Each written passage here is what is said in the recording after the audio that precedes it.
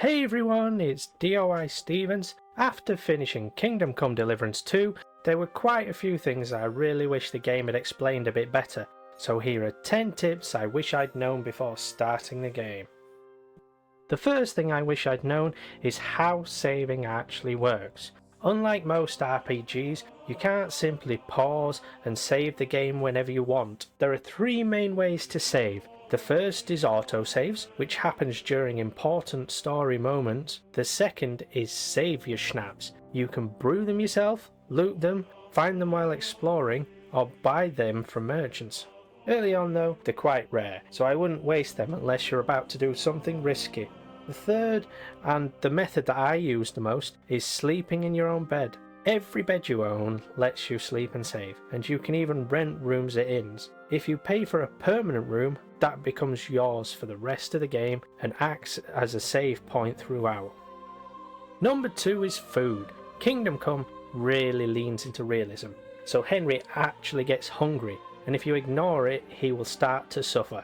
Early on, money is tight, so buying food isn't the best option. The easiest free source is the cooking pots.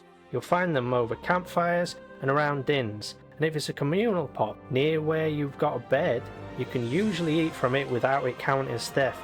Once you've got a bit more money, buying food becomes much easier, but those cooking pots carried me through most of the game. Number 3 is storage. If you're anything like me when playing a game, you'll pick up everything that's not nailed down. Before long, you'll become over encumbered, which makes travelling a nightmare and even stops you from fast travelling. Most beds that you own have a nearby storage chest, and the best part is that they're all linked together. You put something in one chest and you'll be able to pick it up in a chest somewhere else. So don't be afraid to dump heavy armour, weapons, crafting materials that you don't need right now. You'll be able to pick them up later on whenever you need them. Number 4 is perks. This is something the game doesn't really explain very well. Every time you level up a skill, you'll eventually earn perk points, but they aren't applied automatically. Head to the player menu, choose the skill you've leveled up, and spend those perk points. Some of these perks make a huge difference, so don't leave them sitting there like I did. Number 5 is talk to everyone. Don't rush past conversations. It's really tempting to just head straight to the next objective, but talking to people often unlocks quests, gives you useful information, or even opens up easier ways to complete missions. Some NPCs also have unique dialogue, depending on what you've done before, so slowing down and chatting to people is genuinely worth it. Number 6 is your clothes matter more than you think. NPCs judge you based on what you're wearing. Turn up covered in blood, wearing battered armour, and people are much less likely to trust you. On the other hand, wearing clean, expensive clothing can make persuasion checks much easier, so before an important conversation, it's worth dressing for the occasion. Number 7 is keeping clean.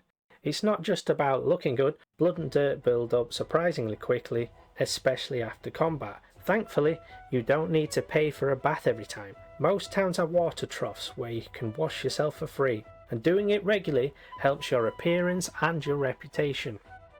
Number 8 is don't ignore urgent quests. Not every quest is timed, but when the game makes something sound urgent, there's a good chance it is. If an NPC tells you that someone is waiting or time is running out, don't disappear for 3 in-game days doing something completely different. Some quests can fail or play out differently if you leave them too long.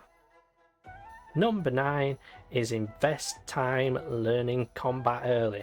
Kingdom Come's combat feels pretty brutal at first, but it's supposed to be like that. Henry isn't supposed to be a skilled fighter in the early game. Spend some time training with instructors when you can. Learn techniques like the Master Strike, which makes combat dramatically easier, and it'll save you from getting destroyed every time you run into a group of bandits.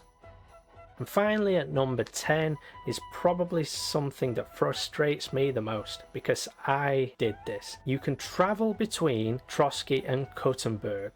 There is a small amount of time when you unlock Kuttenberg where you won't be able to access Trotsky, but once you're able to move around the map, you can find a stagecoach and travel back to Trotsky. This does cost, but you are not locked out of Trotsky. I played through the entire second half of the game, not realising I could go back, complete quests and visit places that I might have missed in the early game.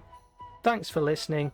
If you'd like more gaming content, please like and subscribe.